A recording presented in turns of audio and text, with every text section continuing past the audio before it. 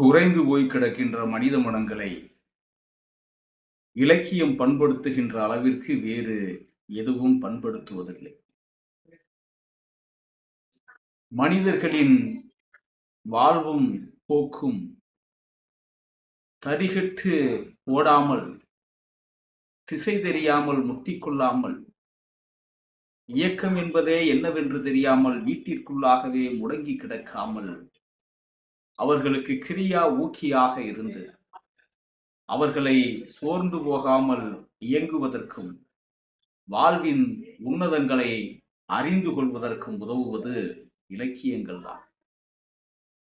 இந்த சமூகத்தை ஆளத் துடிப்பவர்களுக்கு, இந்த மக்களின் நெஞ்சங்களில் நீக்கமற நிறைந்திருக்க விரும்புபவர்களுக்கு, இந்த உலகை திரும்பி பார்க்க செய்ய எண்ணுபவர்களுக்கு இலக்கியங்கள் போல் உற்ற நண்பன் வேறெதுவும் இருக்க முடியாது.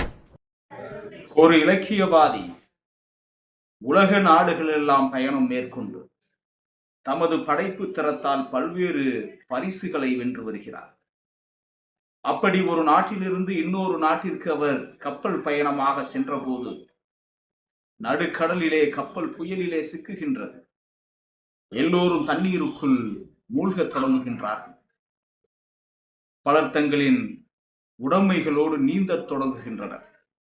இந்த இலக்கியவாதியும் தாம் கொண்டு வந்த பரிசுகளை எல்லாம் விட்டுவிட்டு வெறுமனே நீந்தி கொண்டிருக்கிறார். அப்போது ஒருவர் கேட்கிறார், உன்னிடம் இருந்த பொருட்கள் எங்கே? எல்லாவற்றையும் நீரில் விட்டுவிட்டு நீ மட்டும் வெறுமனே நீந்துகிறாயே என்று பொருட்களுடன் நீந்தி கொண்டிருந்த அந்த நபர்கள் கேட்டபோது அந்த இலக்கியவாதி சொல்கிறார், நானே எனது மிகப்பெரிய உடைமை என்கின்றார். பிறகு ஒரு நாளில் அவர்கள் ஒரு நாட்டில் கரை ஒதுங்குகிறார்கள். அந்த நாட்டில் அந்த இலக்கியவாதிகளின் படைப்புகளை, அந்த அபூர்வமான வாழ்க்கை சித்திரங்களை படித்தறிந்த அந்த நாட்டினுடைய இலக்கிய வாசகர்கள் அந்த இலக்கியவாதியை அடையாளம் கண்டு கொண்டு அவரை மிகவும் கௌரவித்து உணவு வழங்கி பொருட்கள் வழங்கி அவரை கௌரவிக்கின்றனர்.